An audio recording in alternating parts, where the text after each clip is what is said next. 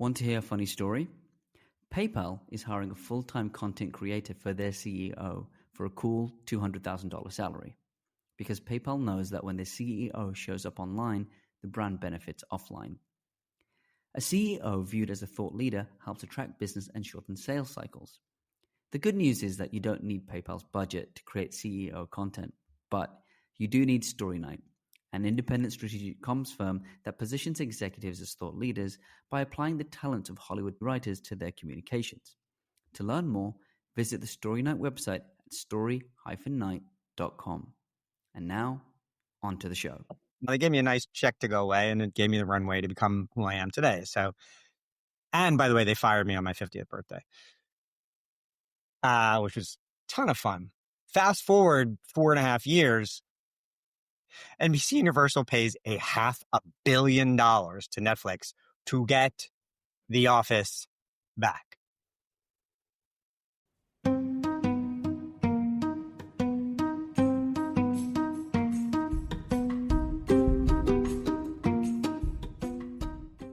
Welcome to the Career Circus, the Story Night podcast that uncovers crazy career stories. The stories that you tell your friends over drinks that are too wild, too funny, or too awkward to keep to yourself. This podcast is where we bring these stories to life. Each week, we are joined by esteemed guests, champions from the realms of politics, commerce, governance, sport, and media, who are bold enough to recount their most unbelievable feats and fumbles. From surprising stumbles to hilarious misunderstandings, we venture forth to explore the lighter, stranger side of one's professional quest. So get ready to be shocked and tickled, because this is where career paths get truly entertaining.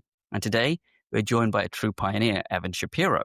Evan is the Emmy and Peabody Award-winning cartographer of the media universe. He also writes the Media War and Peace newsletter and co-hosts the Media Odyssey podcast. In other words, he's the leading voice on the global conversation about media's future. Evan's also run TV networks, launched the CISO streaming platform for NBC Universal, and produced shows like Portlandia. He's also a professor of media at NYU and Fordham and leads the change agency eShap, which offers insight and strategy as a service. And he joins us now from New York City. Evan, thanks very much for coming on the show. My pleasure. So, Evan, you've got a really broad career in media, worn so many hats. Like you, I once worked at NBC Universal. I've got a couple of funny stories from there, but I imagine that your tenure there also led to some unusual anecdotes. Yeah, definitely. I think a couple. Well, I mean, do they have to be funny? Not necessarily. I guess we can turn them into funny. One that centers around humor, but wound up being, I think, just a cautionary tale. When I got to NBC Universal, I was given, a lot of leeway. I was given almost carte blanche to build a streaming service from scratch using the resources of the company at first. Didn't end up that way, but that's what I was told on the way in. And so I built a plan. And when I got to NBC Universal, I found out the streaming numbers for NBC Universal content on Netflix and other services, but Netflix was the biggest at the time and still is. And what I found was just how powerful The Office was. The Office was by far and away the most streamed show on the planet Earth. And this is 2015, 2016. So I went to senior management there. Steve Burke, no longer there. Kind of disappeared, by the way. I don't know what happened to him. Do you? He's in Montana. Like one day we woke up and he was gone. Yep. He knew what was coming. Yeah, that's true.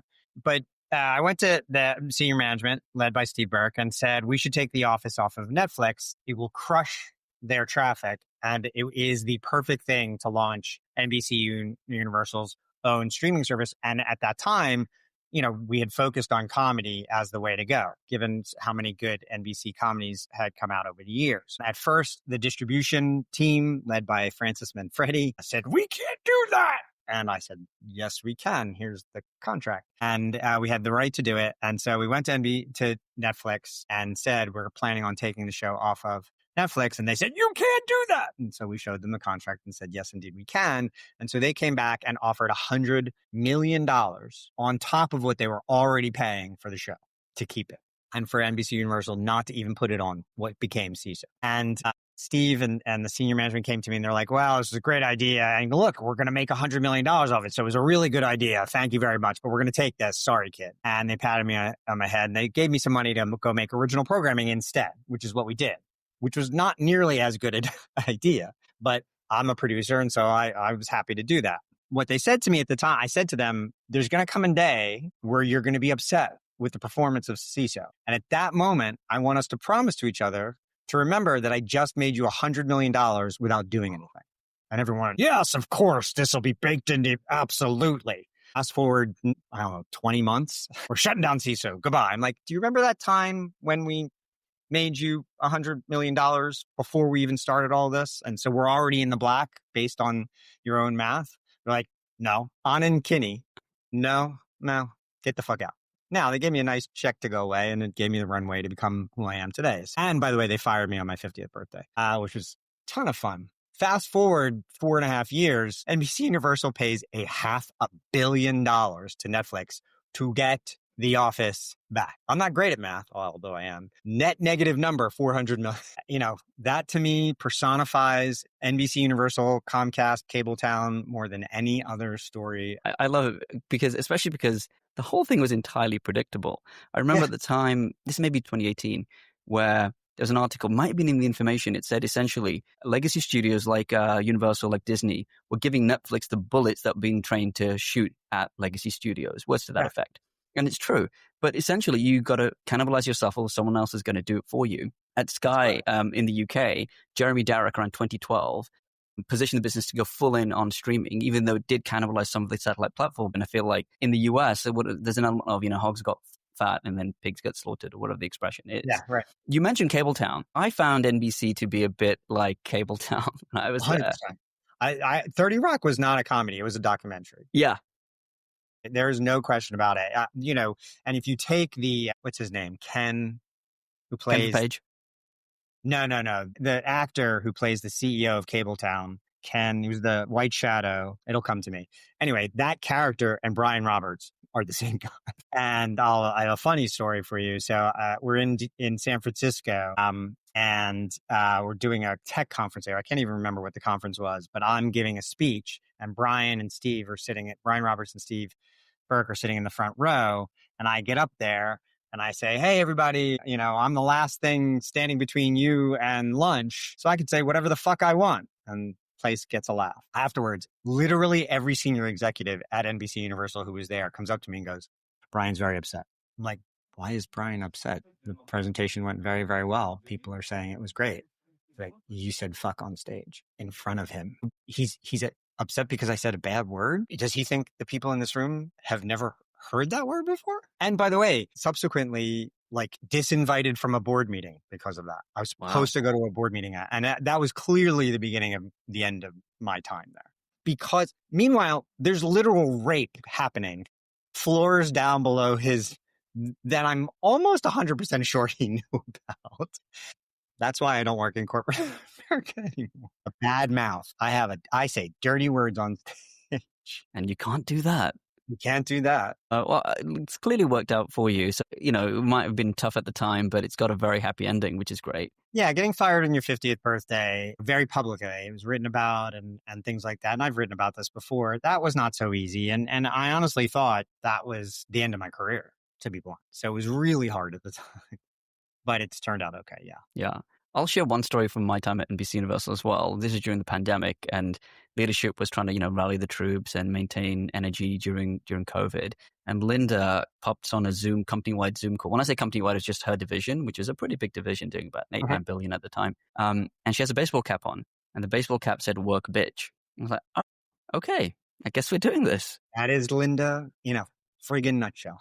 Oh, I'm so surprised. I'm like, I'm not. I know her. Yeah.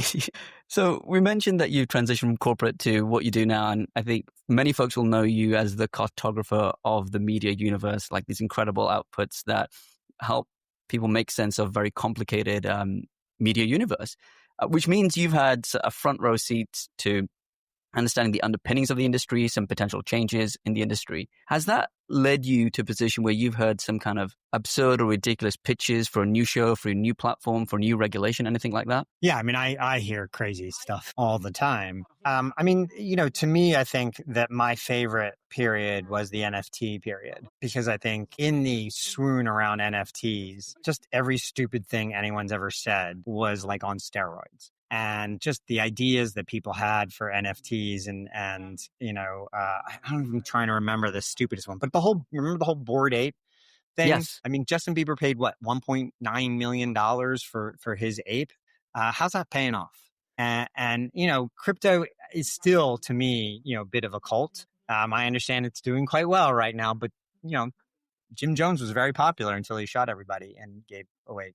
So, I feel like that whole crypto, and I believe in decentralization, and I believe in a lot of the tenets of the Web3 mindset, but there's so much stupidity around it that I just have to laugh at it. And I think Bitcoin passed $125,000 yesterday. You can't go into a drugstore and buy gum with a tiny piece of Bitcoin. It's like owning gold, and gold's an interesting commodity, and it goes up and down, but you don't see a whole lot of people hoarding gold in their house. They buy and trade it. Same thing as Bitcoin. I feel like the conversations around Web3, and I think they're being replicated in AI now. The pitches that I hear around, I'm going to take a large language model, where I loved, my favorite period of time also was sitting in right after I left Cabletown. I did work for Cablevision. My office was Soho House, and I would sit there, and day after day after day, I would hear, it's the Uber of this, it's the Uber of bread, it's the Uber of shoelaces, it's the Uber of Q-tips, it's the Uber of eyebrow brushes. Like, just have a good idea. Stop trying to steal someone else's idea. And in AI, I feel like we're reaching the same level of swoon. I think AI is probably the most important piece of tech since the arrival of the internet.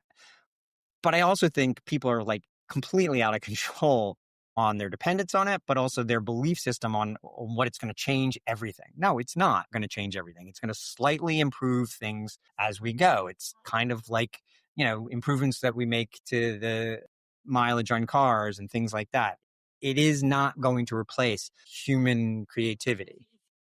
And if you read the argument I had with ChatGPT on my newsletter, where it admits to gaslighting me, and then admits that if unchecked, it will gaslight at scale. These are ChatGPT's words, not mine. I just have to laugh at the hype cycle that we fall into year after year after year without remembering the last one. So it's not the best answer, but to me, I enjoy watching everybody run around in circles when they finally discover a new thing and they don't really understand it. You need that hype, though, to justify the crazy valuations that you're seeing. Like, there's so much of the stock market, public companies, but also even private companies, where the valuation is just so detached from reality. I don't want to get down a rabbit hole, but even like with housing, right, in New York City or even London, like as a multiple of local earnings, it's like none of this makes sense.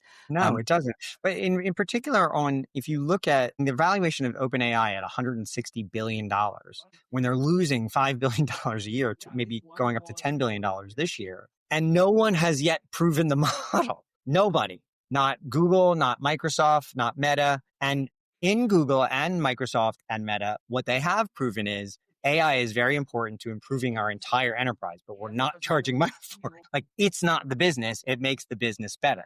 That's a very different perspective of, hey, pay me a monthly fee for my AI.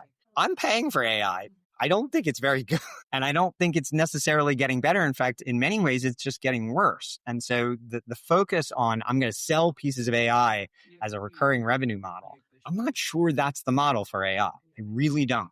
I think there are B2B business practices that will be very valuable for it. And I think it's going to improve the overall performance of a lot of things. But I don't think selling it on the open market is necessarily to consumers is necessarily going to be, no one sells consumers email anymore. Remember when we used to charge for email?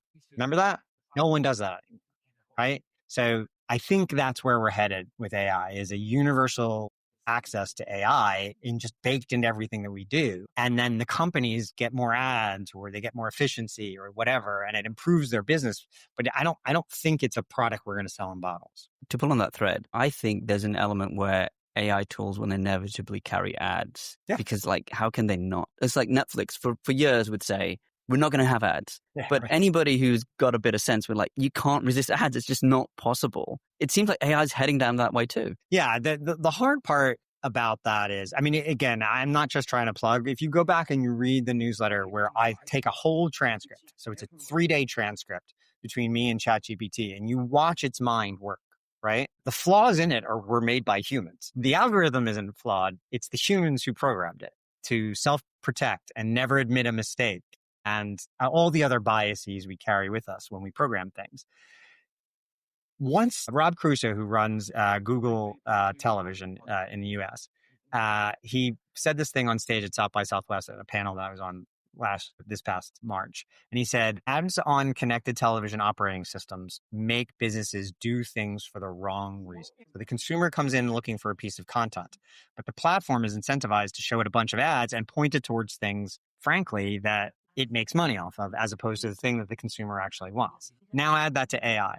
And imagine what happens. Especially if the end user doesn't know the distinction between something that's been influenced by commercial interest versus not. Exactly right. And the biggest mistake this country, the education system, the running into the ground of the education system in America is one of the greatest pieces of malpractice our government has ever demonstrated. The fact that we don't teach financial and media literacy in schools in the United States is fucking ridiculous. And it's one of the reasons why we are exactly where we are. So we've raised generations of people who now have access to all information in their pockets, but we've not trained them how to tell good information from false information, or even just question the information. We've not given them the skepticism. We've not built that in. Like the idea that where is this message coming from? Why is it coming to me? What's the hidden agenda here? Those are 3 questions that most consumers aren't taught to ask when they see an ad or they watch a television show or they listen to a podcast. And now you're going to add AI to it, which sounds like your brother. Like AI is learning how to talk to you. It understands what you like and what you don't like. And it's going to get inside your head. And it's been programmed by someone who does not have your interests at heart. They have their own self-interests at heart. The reason why ChatGPT lied to me about the progress it was making on the project that we were discussing was to keep me on the thing longer so that I had more, and it admitted that later. It's like in writing. Right. It's a different version of the infinite scroll. Yeah. Well, switching gears a little bit. Before you took on this current role, you won Emmys, Peabodys. What's it like to win an Emmy? There, like at the ceremony, is there something unusual? The Emmy we won, I couldn't go. I can't remember. I don't know, something silly like my daughter's bat mitzvah or something. And no, that's a joke. But it was a family thing, and I couldn't be there. And so we won, and then I got pictures, and I'm like, oh, the one time we won, because I was nominated before for Dinner for Five and a couple of other things, and lost, and that's not fun. People will tell you, it's an honor to be nominated. Fuck that shit. It's not fun to get into a fucking tuxedo, go to an award show, and lose. It's terrible. But when we won for Portlandia Peabody, and we won another Peabody for Brick City, which in advance, so that you've won, and then you go. That was wonderful. The show we won the Emmy for, Hit Record, was the first ever open source television show. So I'm really proud of that. And Joe Gordon-Levitt is a brilliant guy and just really salt of the earth, frankly. So lovely human. And then Brick City and Portlandia are both projects that I'm so proud of having been a part of. It was just so gratifying. And now, I try to put those awards on my shelf, and then my wife hides them. Yeah, to keep you in check, I suppose. The thing that stands out to me about Portlandia, I know this is just a tiny bit of the show, is when Fred Armisen is in a restaurant and he keeps asking, is this local? Is this local? And it heightens really, really well. And Fred Armisen sells it really, really well as well. That's the first season. And if you watch that episode, that episode in particular, and a couple of others, those are my touches. Not that I had anything to do with writing those or constructing any of that jokes or coming up with any of those characters. But that episode and the show itself kind of personify how I work as a creative executive. So I'm not a hands-on producer. I'm not on set. But Carrie and Fred came to me with a show that they called Thundercats. Wanted to shoot in Brooklyn. And I'm like, these characters are interesting, but what's happening here? And we had this was the pitch meeting, 3-hour conversation. Fred and Carrie, Andrew Siegel was still is an executive at Broadway Video, who ran the show. And we talked about what it was. And I'm like, this show first of all, the characters they showed me were people that Carrie knew in Portland because she lived in Portland. And the only reason they wanted to shoot in New York was because it was convenient for Fred. And I said, take the show out of New York, put it in Portland because that's the weirdest city. And if you want to be true to what you were trying to do, put it there. But don't make the characters the main character. Make the city the main character. Create a runner that goes through the whole thing, that ties the whole thing together, and then bring these various characters who all kind of know each other and might even show up at brunch together at some point. It's like, if you know Gary Larson, like The Far Side, if you look at a book of Far Side cartoons, it wants to feel like that.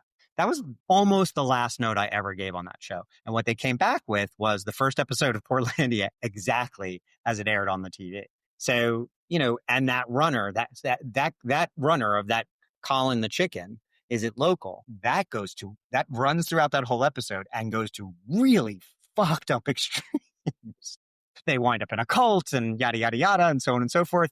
And so my notes are on it, but I had nothing to do with that episode. And that's kind of how I approached producing when I worked in TV. Yeah, like Empower, like that one really stands out. And you mentioned Portland being the weirdest city in the country. I'd agree, although I think people who live in Austin may have something to say about that. Austin used to be weird, and now it's just douchey. All the rich tech bros showed up and basically shot all of the charm out of that city. Yeah, and now it's kind of overrated. It's terrible. You can't get around it. The real Austonians can't afford to live there anymore. They've all been pushed out, and it's all rich, douchey tech bros. It's yeah. I unfortunately probably won't go back. I'm really sad about it. It's one of my favorite cities. I'm with you, but I would also say that once you've lived in New York City, it spoils everywhere for you. That's true. Everywhere's a downgrade. London does too. London's a great city. London does that too. Yeah, London's pretty epic. I kind of joke like New York, the other greatest city in the world. That's what I call London. Yeah, exactly. So we mentioned how the city is a character in the story. But if we think about some of the characters that you've worked with who are human, is there a behind the scenes story involving could be a famous person or otherwise, or related to production that was really out of left field? I would say two things. I worked with Dan Harmon for a while on a show called Harmon Quest, and it was always very nice to me. He's genius. There's no question about it. Probably one of the most creative people who's ever walked the earth, and also somewhat troubled, notably somewhat troubled. And we went and did a live podcast with him and the cast at South by Southwest. And I was a devotee, and then again, they just utterly destroyed the conference this past year. Anyway, so we're doing this live podcast at South by Southwest, and Dan is drinking a glass of vodka by the end, we had to literally carry him off stage. And by the way, he's on stage, and you can just watch him slowly decline. And I've never seen anything like that. I've never seen someone pass out on stage before. So that was something. The other one was weird and not as funny. In fact, a little bit tragic. We were making a show, a miniseries. I was at IFC called Bollywood Hero. It was a 3-part miniseries about an actor who can't get a gig, so he goes to be in a Bollywood movie. And Chris Kattan, ex-SNL, played himself. And a few weeks before we were supposed to start shooting, there was the terrorist attack in the Mumbai hotel. And we have to decide, this is my call. Do we kill production or do we go? And, it was terrible. It was a terrible terrorist attack. I think somewhere around 10 people died. It was very violent, and it was in a hotel. It wasn't out in the outskirts somewhere. It was in a notable Western touristy hotel. That's why they chose it. And, I remember being on the phone with the team, and I said, look, if we don't go and we don't do this, that's how terrorists win. That's why they do this. And not that this movie is going to change the world, but I don't think we should let that happen. And everybody on the call, including the producers and Chris and everybody else, was like, we agree. And we went and made it. And I like the movie. It's a really good movie. It did pretty well. It didn't change the world. But, the idea that art still has its place, even in the face of violence and in the face of unspeakable things. In fact, it has its place more there than anywhere else. That stays with me a lot. Yeah. Well, thank you for doing that, because I think that's the exact right response. With that, though, did you go yourself to India? I did not. I actually got ill again, a couple times I've been gypped out of things. I got very sick because I had been to Israel and I got something called Giardia. I don't know if you know what that is. It's a virus or bacteria that dogs get. And somehow I got it. Wow. And I was very sick, and I couldn't go. So I missed that. And I really do want to go. But I will say, this latter part of my career, I have dedicated to traveling as much as I possibly can, because in the early part of my life through the middle. Like I traveled for work. I got to go to Cannes and Sundance and things like that, but I never really got to really travel. And now I feel like I'm getting to do a lot of that. And it's very enjoyable. Well, it's an epic place. It's not a different country. It's a different planet. It's like nowhere else you've ever been. It's like everything about humanity on steroids, good and bad. Yes. And the extremes of wealth and poverty kind of like juxtaposition. We actually made mention of that in the movie, but yeah, I have to find my way there. I haven't been doing the Asia as much as I would like. And that to me, that's going to be a big second half of this decade. I'm going to map Asia. I mapped Europe and I manifested a lot of business in Europe. So Latin America and Asia are two territories I'm going to take on in the second half of this decade with the hope of being invited there. Yeah. Well, if you do find yourself in India, I suspect you'd be treated like a celebrity, not because of your public persona, but just because people from the West are often treated as celebrities, especially with your hair. So to give you an example, I was at the Taj Mahal, and mind you, like I traced my ancestry to India, but I guess I don't look that Indian. So a couple of locals came. Yeah, right. Say that again, sir? You don't present as a native. Right. And so a couple of locals came up to me and like, oh, I'm going to do the accent because I can. I'm like, hello, sir, how do you like our country? And I'm like, oh, I love it. You know, it's like my ancestry. But they're just always seeking like approval or validation that they have an epic, which they do. And that's why I feel like, and I've got friends who've like gone there, women who with blonde hair, and they're like, people come out and touch it. You probably heard these stories. Right. Blonde haired people are treated like celebrities everywhere they go. Yeah. Well, switching gears a little bit. So earlier on, we mentioned that you teach at Fordham and NYU. I actually have. I'm glad you asked that because I have actually recently resigned from both. Okay. Now, was anything that led to it? Because the reason I was poking around is as a professor, you got students coming in and there's a knowledge asymmetry, which lends itself to some potentially bizarre moments. Did that ever happen to you? So I've been teaching at NYU for almost 20 years, and I can tell you why I resigned there. Fordham, I resigned simply because of time commitments. So I'm trying to think. Yeah, I mean, well, first, I'll take, there's an article I wrote called TV and Intervention in 2012 on Huffington Post. It's still up. And I wrote about a final project in my class, which was basically my students pitching me the idea of YouTube TV in 2012. And I wrote about it and said, this is the future. And so like, if it wasn't for those students, I don't know that I would have written that article that way. And so that was very instructive and illuminating for me and kind of personifies the things I learned from my class organically. The second thing is some of my best friends and future employees and mentors of mine have been students of mine. One of my former students is now running the Webbies. Another is now running subscription podcasts at Sony Music. So I have tracked for over a decade or more a lot of students who I remain very close to over time. So I have walked into studios to pitch a project and there's a student sitting at the desk or whatever. So that's been a lot of fun. And students still reach out to me over the years. But on the flip side, what I have found is that the lack of understanding educational institutions have about the humans they're teaching is getting worse and worse and worse every day. The distance between the humans who pay exorbitantly to go to these schools, especially NYU, the most expensive university on the face of the earth, with one of the lowest percentages of scholarships per student capita. They are a real estate organization pretending to be an educational institution. Fordham is not that. Fordham has a completely different mindset. Jesuit mentality, I find very warm and welcoming and humanistic, but still, these are for-profit institutions. They technically aren't, but they are. The bottom line matters more to higher education in the United States than teaching students or taking care of humans. And the acquiescence that we're seeing amongst higher education to the current fascist in the White House is a great example of that. Just move forward. Keep it going. Keep the endowment. Keep the endowment. Keep the endowment. Keep the endowment. That's sacrosanct. The students aren't sacrosanct. And the troubled nature of some of this, you look at what's happened to the world since 9/11, but in particular since COVID, and the lack of care demonstrated between these institutions and the people that are supposed to be taken care of is shocking, frankly.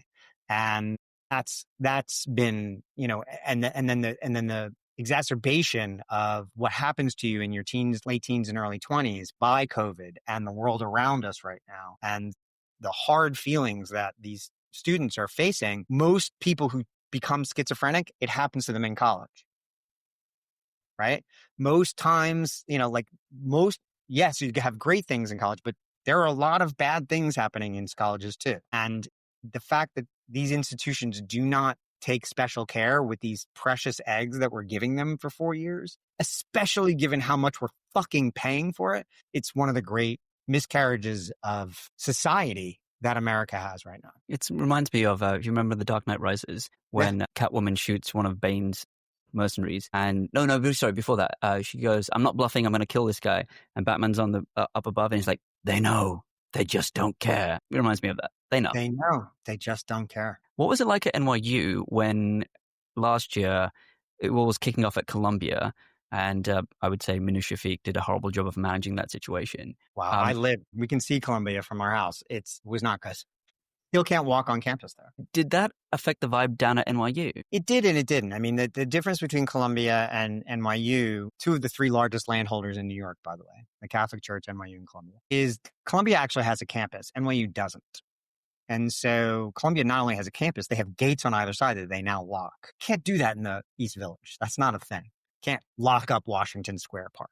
So the vibe was very different. It was just more diffuse. But two things happened in the last year. First, Donald Trump's son is now going to NYU. And second, a young student, Rosen, gave a speech at the Gallatin graduation, which is one of the colleges of NYU, and didn't tell the institution that he was going to mention Gaza and basically take Israel and the United States down for what he perceives as a genocide in Gaza. And so they took his diploma back.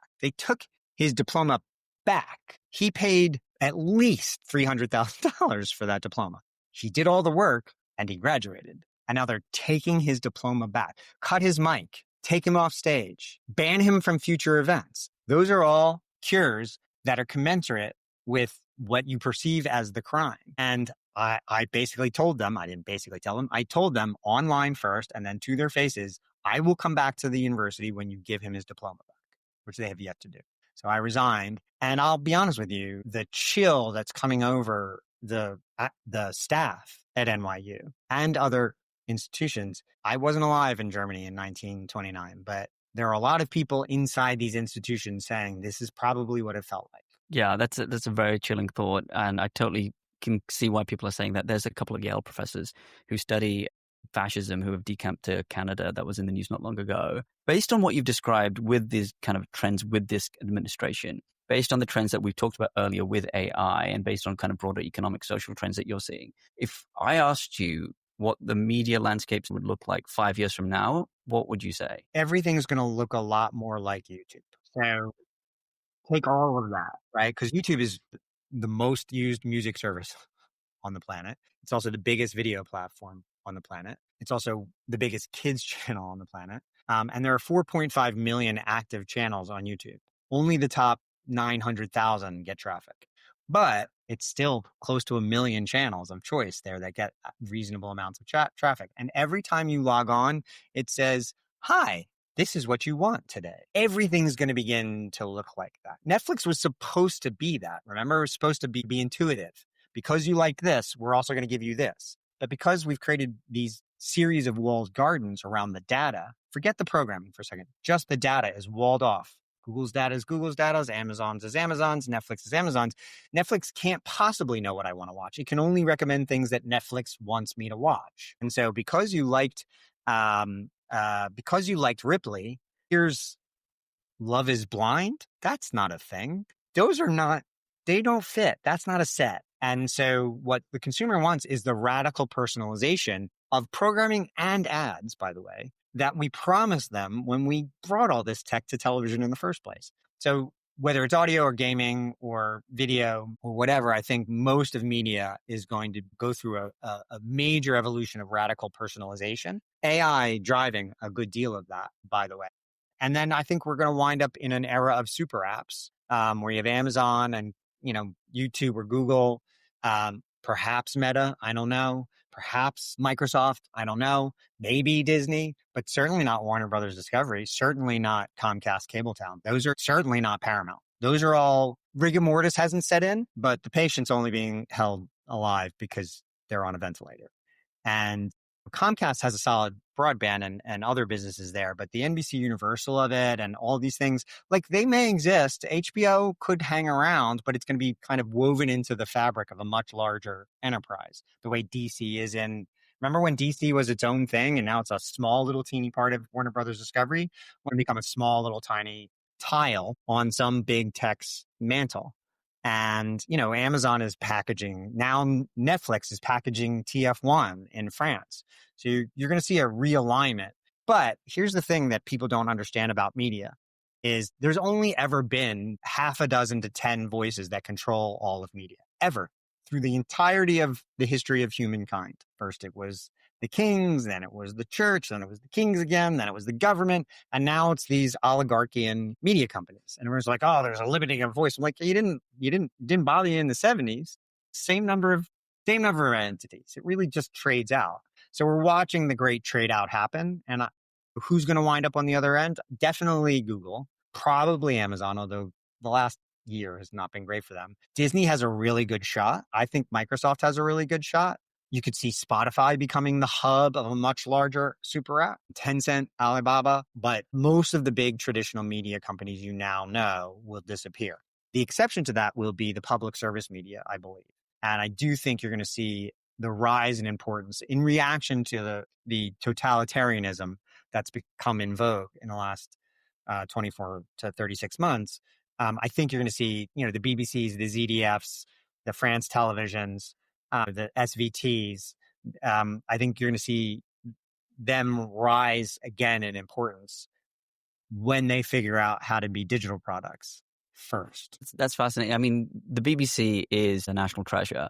Having said that, they just tie themselves in knots so much. They trying do. To please They get in their own way. Yeah. And, what's fascinating is we just did an episode with the head of kind of digital transformation at BBC Studios, and you listen to them, they get it.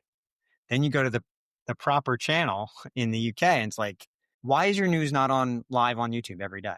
Why? Do you hate democracy that much? No. What their answer is, we can't get the right attribution for the content on YouTube. I'm like, you're fucking the world and you're worried about attribution. You're not reaching you want to look at what the problem with the world, you're ignoring Generation A, Generation Z, and most of millennials. And so they're getting their information from social fucking media, and you wonder why Brexit happened.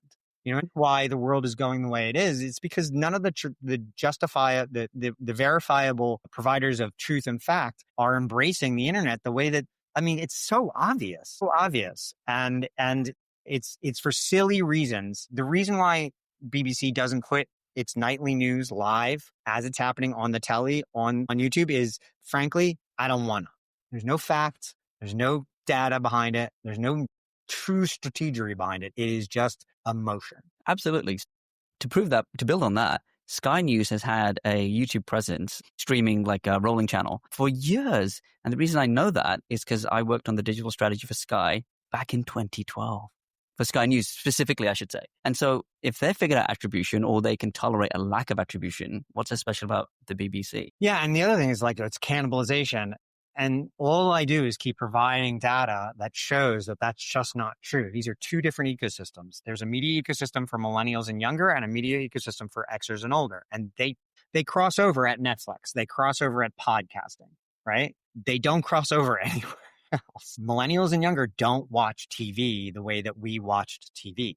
The idea of linear is just it's just not something they grasp. And so you're just ignoring 69% of the world's population are millennials and younger. 52% of the UK population is millennials and younger. So you're ignoring more than half of your potential audience because you feel some things. It's one of the reasons why media has painted itself into the corner that it finds itself in. Yeah. Well, hopefully some BBC decision makers are listening to this. Final question. You've worn so many hats over your career, had so many acts, but if you were to distill the moral of the story of the arc of your career, what would you say? The long and the short of it is you have to know who you are, and you have to stay true to that your entire career. There are things that are going to be true about you no matter what happens in the market, unless you sell off pieces of yourself in exchange for titles or equity or pay. And if you choose to do that and you find yourself dissatisfied or upset Well, on the outside looking in, then you only have yourself to blame. But if you can figure out who you are, which is not easy, by the way, and you can stay true to that your entire career, then you will be the master of your own destiny. But you have to do the work, and you have to keep doing it every day, because the market is going to force you to make choices that you wouldn't normally make, that are not necessarily authentic to who you are. And every time you do that, that's a mistake. And so no matter where I've gone, I don't think there's anybody who's ever seen me or worked with me or knows me who believes that I am not authentic to myself, even to my own detriment. They might say at some point. But right now, I think you look at where I am, and this is the case study. And I'm not the only one. There are plenty of others out there. But being true to yourself and not changing that, no matter what the market offers you, that is the moral. I love it. I think there's so many examples to support that. Just one off the top of my head, like Mehdi Hassan at MSNBC. Didn't work out, but he stayed true to himself, and evidence suggests it's worked out very well. And he's crushing it now. He's absolutely crushing it. What's his name who got fired? Jim Acosta. He's gonna have, look, Barry Weiss, who I'm not a fan of, left the New York Times because she couldn't do what she wanted to do there. Now she's more powerful than she ever was, and she's probably making more money because she was true to herself. Yeah. Well, that's a great note to end it on. Thanks for that, Evan. Thanks for all the insights you've shared and the stargazing that we did about the future of media. It's been a real pleasure. Thanks very much for coming on the show. Thank you. Thanks for listening to The Career Circus. To get a breakdown of what made Evan's stories so compelling, check out Story Night's newsletter, Deconstructing the Saga, at story-night.beehive.com.